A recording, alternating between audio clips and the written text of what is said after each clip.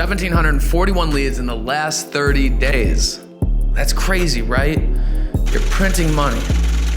Or are you?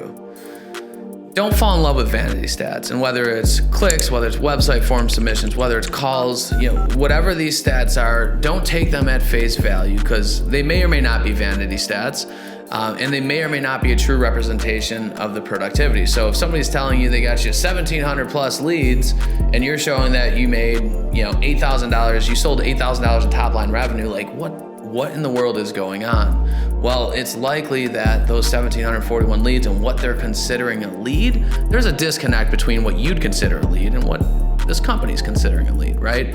So, and it's always not that big of a disparity, but you always want to make sure that what you're using, the data that you're using to make informed decisions to grow your business and take it to the next level are in fact data-based, and it's not spurious data. It's not bullshit that means nothing. So have an understanding of, if you're bringing in X amount of leads, how many of those leads turned into set appointments? How many of those set appointments turned into sales? How much revenue came from those sales, right?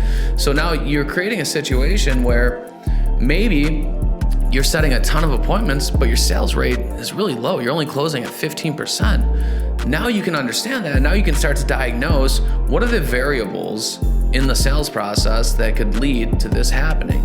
Or like, where are these leads coming from that they're setting appointments, but they're just not buying? Like, if you're certain that it's not your sales process, you can come to a conclusion that is actually meaningful, and you can change some of the variables to actually make an impact in a positive way for your business if you have this information, if you're cognizant of it, and if you're intentional about monitoring it, and monitoring the changes thereafter.